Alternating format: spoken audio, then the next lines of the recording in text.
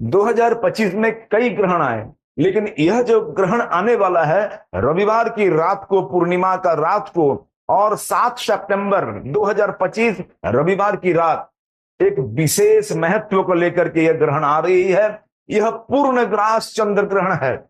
ग्रहण, एक चंद्र ग्रहण होता है, एक सूर्य ग्रहण होता है। ग्रहण इनमें भी बहुत कैटेगरी का होता है, अर्धग्रास, वलय ग्रास, पूर्ण ग्रास, आंशिक ग्रास। और इन ग्रहणों में देखा जाता है कि किस स्थान पे वो दृश्य है।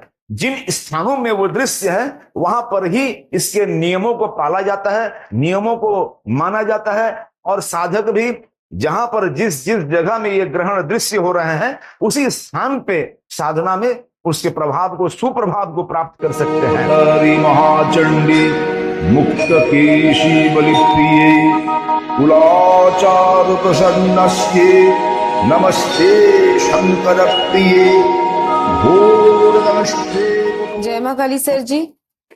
जय गुरु, जय मां, जय मां तारा।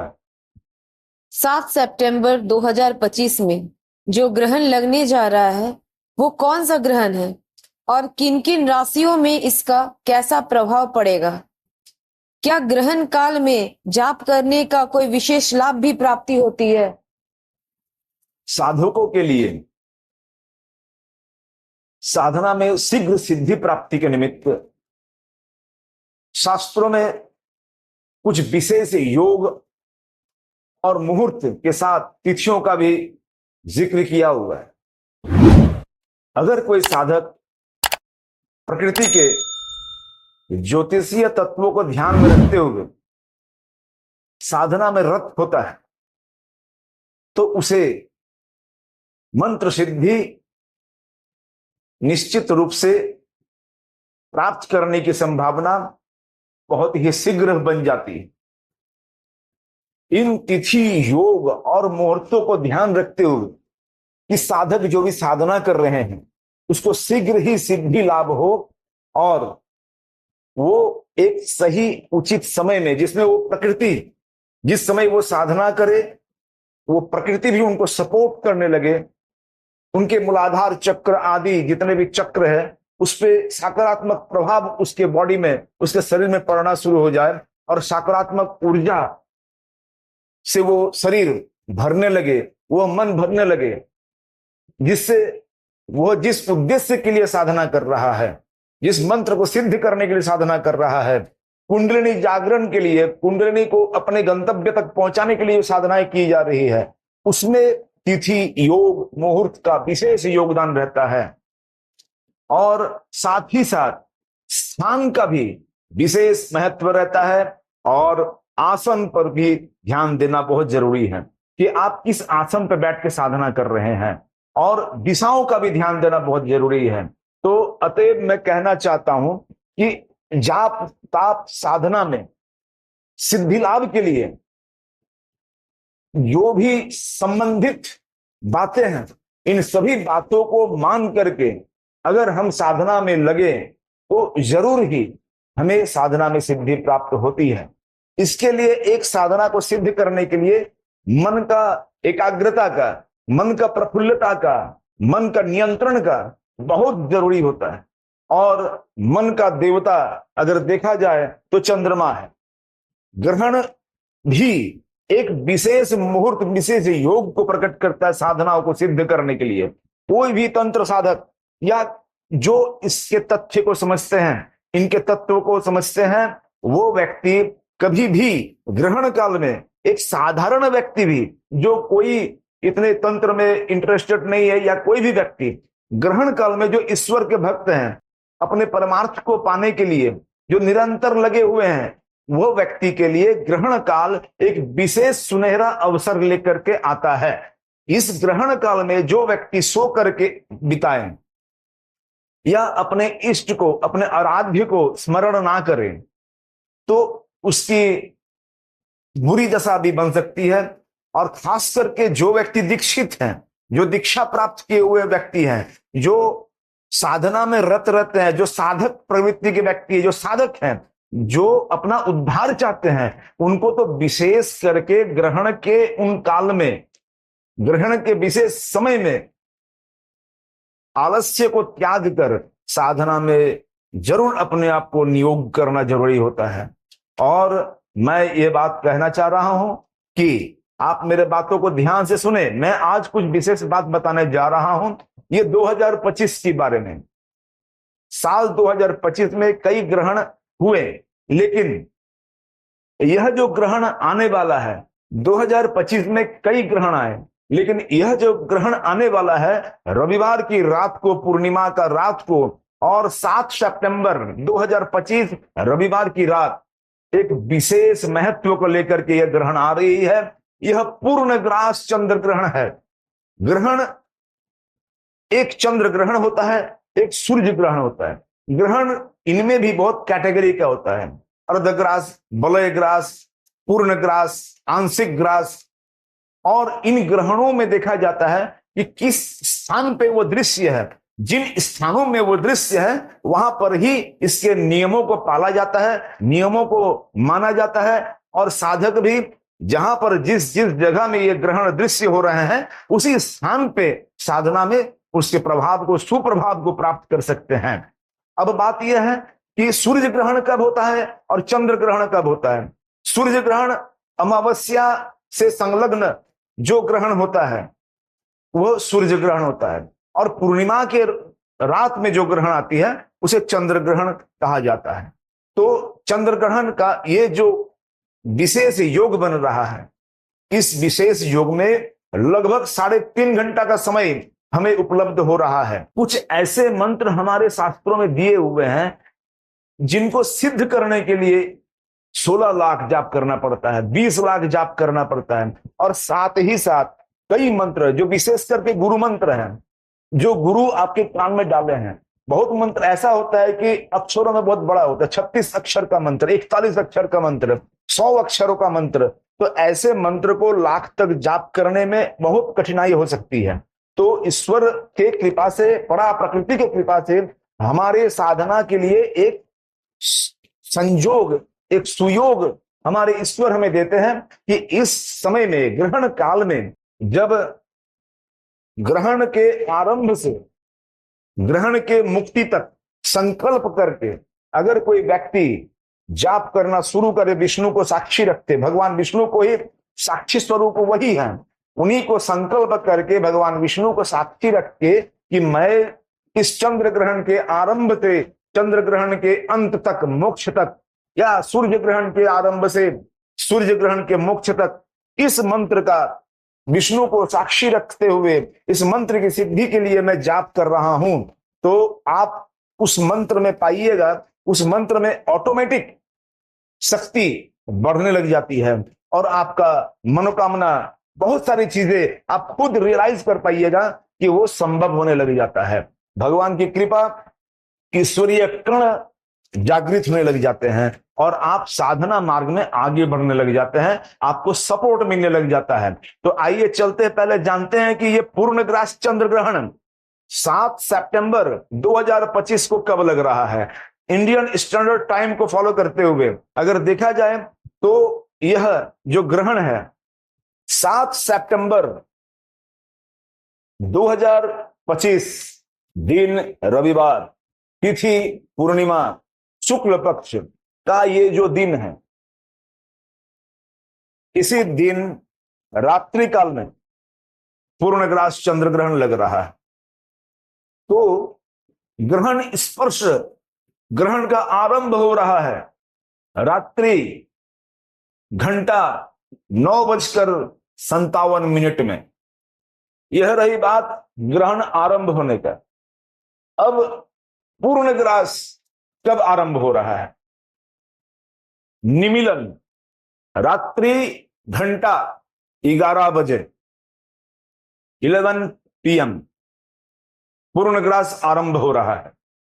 ग्रहण का मध्य काल, ग्रहण की मध्य स्थिति रात्रि 11:41, 11:41 PM। अब जो पूर्णग्रास लगा था वो पूर्णग्रास की समाप्ति हो रही है।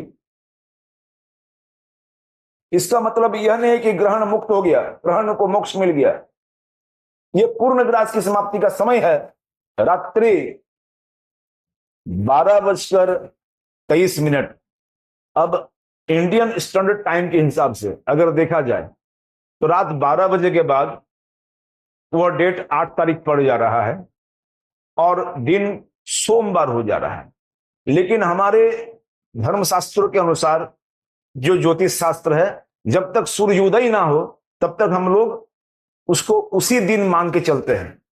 सूर्योदय के बाद हम लोग सोमवार पकड़ते हैं, जो रविवार है सूर्योदय के बाद ही सोमवार होगा। तो पूर्ण ग्रास चंद्र ग्रहण की समाप्ति हो रही है 12:23 रात्रि में ही।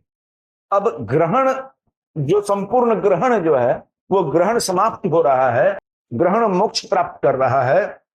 अब संपूर्ण जो ग्रहण है वो ग्रहण समाप्त हो रहा है, ग्रहण मोक्ष प्राप्त कर रहा है रात्रि 1:27।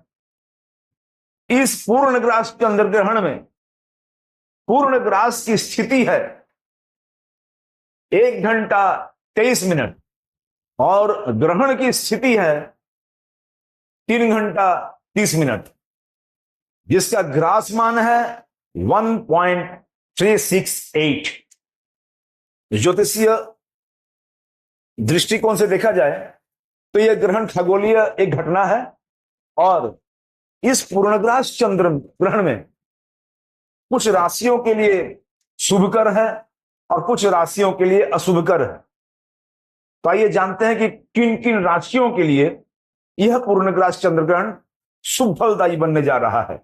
जिन जातकों का जन्म मेष राशि, कन्या राशि, तुला राशि, धनु राशि और मकर राशि में हुआ है, इनके लिए यह ग्रहण शुभ है, लेकिन इसमें कुछ लेकिन लग जा रहा है। विशेषकर इन जो मैंने कहा जिनके लिए शुभ है, उसमें तुला राशि के लिए नक्षत्र का विश्लेषण करते हुए यह पता चल रहा है कि कुछ उस ग्रहण काल में ऐसी समय है जिसके लिए तुला राशि के लिए कुछ पल खराब है। तो आइए जानते हैं इसके बारे में। जिन लोगों का जन्म का नक्षत्र स्वाति नक्षत्र रहा हो और जन्म की राशि जो है उनकी वो तुला हो, उन्हें रात्रि 9:57 से रात्रि 11 बजे तक ग्रहण दर्शन करना अशुभ फलदायी बन जाएगा। और जिन जातकों का या जिन लोगों का जन्म विशाखा नक्षत्र युक्त तुला राशि में हुआ है, मतलब जिनकी कुंडली में विशाखा नक्षत्र जन्म काल में रहा हो और तुला राशि में जन्म हुआ हो, ऐसे जातकों को रात 1 बजे के बाद ग्रहण का दर्शन नहीं करना है। इसके लिए दर्शन निषिद्ध है, अशुभ फलदायी बन सकता है। इतद भिन्न, इसके अलावा बाकी जितनी भी राशियां हैं उन सभी के लिए यह पूर्णग्रास चंद्र ग्रहण दर्शन अशुभ फलदायी, उनके लिए दर्शन निषिद्ध है। लेकिन जो व्यक्ति दीक्षित हैं, जो व्यक्ति साधक हैं, तंत्र साधक हैं, विधिवत अभिषिक्त साधक हैं, उन लोगों के लिए यह सिद्ध और निषिद्ध बातें नहीं आती। उन लोगों को ग्रहण काल में सिद्धि लाभ के लिए अनिवार्य रूप से संकल्पबद्ध होके अपने विधि के अनुसार जाप का अनुष्ठान करें। और जनसाधारण जितने भी लोग हैं सभी अपने इष्ट का नाम मंत्र का या जो भी श्री गुरु के मुख से जो भी मंत्र उपलब्ध हुआ हो उनको अपने स्थान पे ही जितना बन सके, जितना सामर्थ्य हो जाप करें। लेकिन जो साधक व्यक्ति हैं अगर मंत्र सिद्धि चाहते हैं तो उनको ग्रहण के आरंभ से ग्रहण के अंत तक संकल्प करके जाप करना होगा। यह ग्रहण पुरस्चरण का भी एक विधान होता है जो तंत्र शास्त्रों में दिया हुआ है। अब ग्रहण पुरस्चरण का विधान क्या होता है, गुरु के पास आपको जानकारी रखनी चाहिए। साथ ही ग्रहण काल में अगर अगर आप जाप कर रहे हो, एक बहुत ही महत्वपूर्ण बात मैं बताने जा रहा हूं। ग्रहण काल में अगर आप जाप कर रहे हो तो जाप के समय में आपको प्रतिमा स्पर्श नहीं करना है। चंद्र ग्रहण काल में सूतक लगता है और सूर्य ग्रहण काल में भी सूतक लगता है।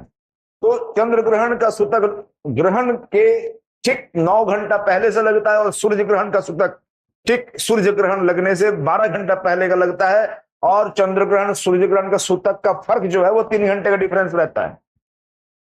तो इस पर ध्यान रखते हुए आपको किसी भी मंदिर या किसी भी स्थान पे चंद्र ग्रहण सूर्य ग्रहण काल में नहीं प्रवेश करना है। दरवाजा बंद रहता है मंदिरों का, लेकिन साधना के लिए आप प्रांगण में खुले आसमान के नीचे या ऐसा सुरक्षित जगह में, अगर बादल बारिश का समय हो, अपने आप को सुरक्षित रखते हुए नीचे जमीन पर बैठ करके उत्तर या पूर्व की ओर दिशा मुख रखते हुए अपने इष्ट को मानस उपचार से पूजा करते हुए आपको संकल्प पहले ही कर लेना होगा, ग्रहण लगने के पहले ही, और अपना अनुसार जाप आपको शुरू कर देना है।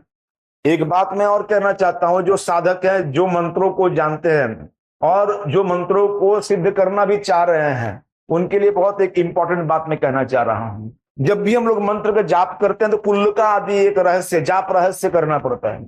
तो इसके बारे में भी मैं बाद में बताऊंगा कि जाप रहस्य क्या होता है। कुल्लका सेतु, महासेतु आदि को निर्माण करके ही उसके अंदर जाप किया जाता है। यह दीक्षित व्यक्तियों के लिए है। बिना मंत्र का कुल्लका आदि करके अगर कोई व्यक्ति जाप करता है तो कनेक्शन नहीं जोड़ पाता, मंत्र सिद्धि मिलना असंभव हो जाता है। इसे गुरु के पास बढ़िया से सीख लेना चाहिए। अब मैं बताने जा रहा हूं कि कुल्लका आदि करने के पहले एक कोड वर्ड है, की वर्ड है, जिसको माथा में रखना पड़ेगा। इसको जब भी आप जाप करने के लिए बैठे तो ग्रहण काल का कुंजिका एक मंत्र है, कुंजिका मंत्र। मैं आज उस चीज को ओपन करने जा रहा हूं, ध्यान से सुने।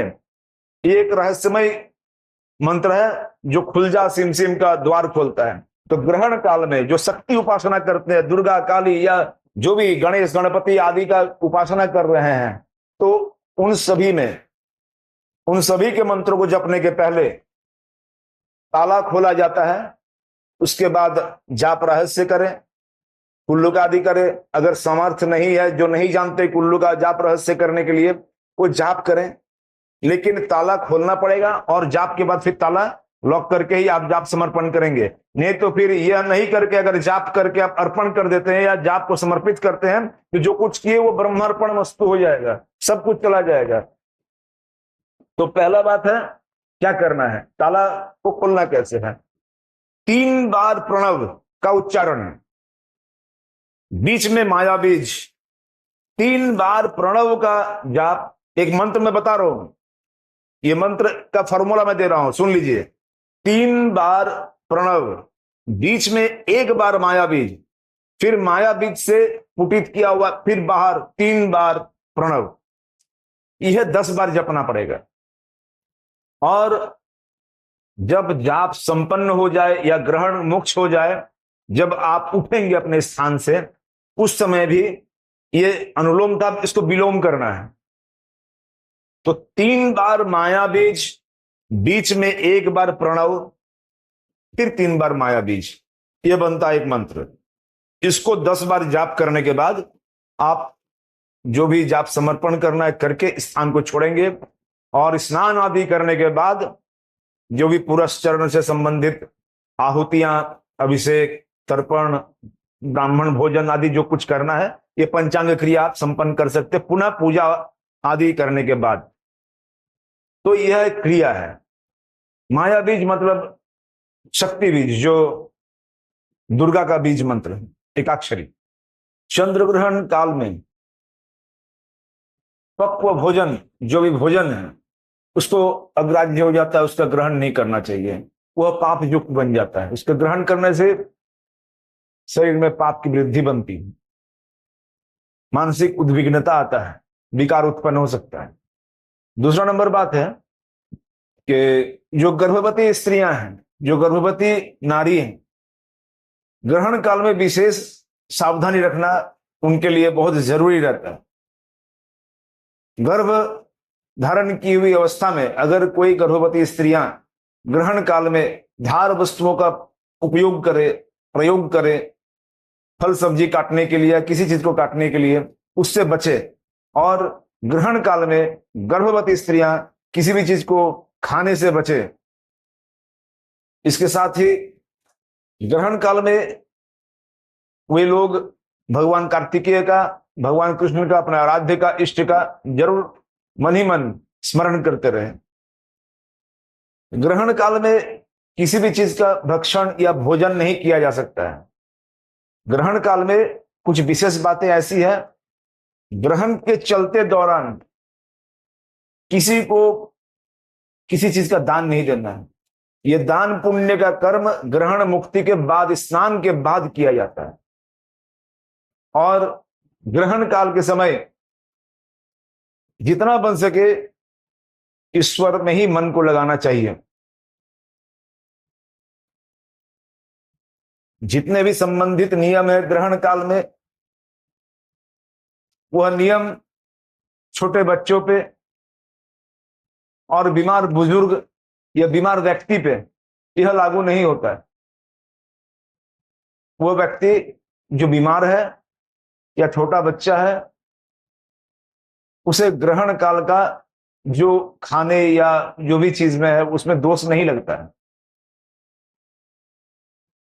बाकी जितने लोग हैं उनको ग्रहण काल में भक्ष्य अभक्ष्य का ध्यान रखना चाहिए, भोजन नहीं करना चाहिए। भोजन को इस तरह, जल को इस तरह लिया जाए जैसे सूतक काल लगा उसके पहले से ही नियम चालू हो जाता है। आपको उसके सूतक काल से ही आपको अपने भोजन और जल ग्रहण पे ध्यान रखना होगा, ताकि ग्रहण काल में आपका लघु शंका या किसी तरह का अपवित्रता में वो ना जाए। और अपने शरीर को उस काल में ठीक रखें, शुद्ध रखें। किसी भी तरह से ग्रहण काल में चोट घाट या घाव या किसी तरह का कोई आघात ना लगे, ब्लीडिंग ना हो जाए, इस पर ध्यान रखना चाहिए। और निरंतर अपने प्रभु का स्मरण करते रहें। ग्रहण काल पार होने के बाद, मुक्ति होने के बाद स्नान करना बहुत जरूरी है। धन्यवाद सर आपका। दोस्तों, ग्रहण से जुड़े ये प्रश्न से अगर आप संतुष्ट हैं तो हमारे वीडियो को लाइक, शेयर और सब्सक्राइब जरूर करें और हमारे वीडियो को हाइप जरूर दें। धन्यवाद।